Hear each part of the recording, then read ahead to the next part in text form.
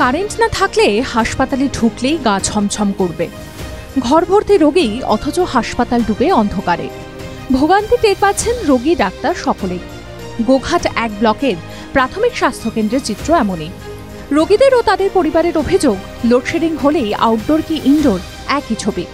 Torch জ্বেলে বসে থাকেন ডাক্তারবাবুরা। এমনকি আউটডোরে রোগীর লাইন থাকলেও বিদ্যুৎ না থাকায় আউটডোরের টিকিটও দেওয়া বন্ধ রাখতে হয়। হসপিটালের যা সমস্যা, ইলেকট্রিক নেই 1 ঘন্টা। আউটডোরে রুগী পেশেন্ট এসছে অনেক আছে, তারা জেনারেটার এখানে আউটডোরে জেনারেটারের কোনো পরিষেবা নাই। হয়তো ইনডোরে আছে নাকি জানিনি, কিন্তু আউটডোরের পরিষেবা নাই এখানে জেনারেটার। যার ফলে কি হচ্ছে, রুগী এসে বসে আছে, পেশেন্টরাও দেখতে পায়, ডাক্তাররাও বসে আছে। দেখাতে এসেছিলাম, রক্ত পরীক্ষা ছিল। কাকে দেখাতে এসেছি? বাচ্চাটাকে। দেখানো হলো? ঠিক আছে, রক্ত রিপোর্টটা লিখেছে, কারেন্ট নেই বলে হবে না। কতক্ষণ দাঁড়িয়ে আছেন? দাঁড়িয়েছি তোমার 1.5 ঘন্টা হয়ে যাবে। হসপিটালের যা সমস্যা, ইলেকট্রিক নেই 1 ঘন্টা। আউটডোরে রুগী পেশেন্ট এসছে অনেক আছে, তারা জেনারেটার এখানে আউটডোরে জেনারেটারের কোনো পরিষেবা নাই। হয়তো ইনডোরে আছে নাকি জানিনি, কিন্তু আউটডোরের পরিষেবা নাই এখানে জেনারেটার। হাসপাতালের দায়িত্বপ্রাপ্ত আধিকারিকরা জানান, হাসপাতালে বিদ্যুৎ না থাকলে জেনারেটরের ব্যবস্থা নেই। বাইরের একটা জেনারেটর ব্যবহার করতে হলে কর্মীদের গ্যাটের কড়ি খসাতে হয়, ফলে কেউ আর উচ্চবাচ্য করেন না।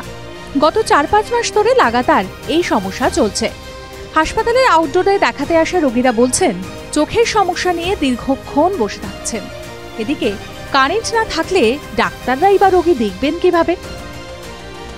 ব্যাপার হচ্ছে যে আমাদের নিজস্ব কোনো জেনারেটর ডিস্ট্রিক্ট থেকে অ্যালট করা নেই। কারেন্ট চলে গেলে তো সমস্যা একটা হচ্ছেই। তাই খুব চটজলদি যাতে একটা ইনভার্টার লাইটের ব্যবস্থা করেও আমরা তাদেরকে পরিষেবাটা দিতে পারি, যাতে চিকিৎসা ব্যবস্থা কোনোভাবে ব্যাহত না হয়।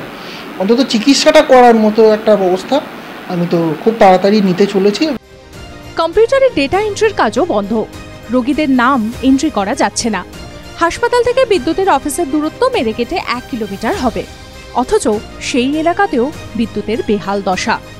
বিএমওএইচ মৈনাক দত্ত বলেন, আমাদের জন্য কোনো জেনারেটর জেলা থেকে দেওয়া নেই। আমরা বাইরে থেকে জেনারেটর ভাড়া নিয়ে মাঝে মাঝে পরিস্থিতি সামাল দিই। এদিকে আমাদের জেনারেটর না থাকায় আলাদা করে তার জন্য কোনো ফান্ডও আসে না। ফান্ডের একটা খামতি তো আছেই। 2-3 দিন কারেন্ট থাকবে না, এমন পরিস্থিতিও সৃষ্টি হয়। তিনি জানান, ঊর্ধ্বতন কর্তৃপক্ষকে বিষয়টি জানিয়েছেন।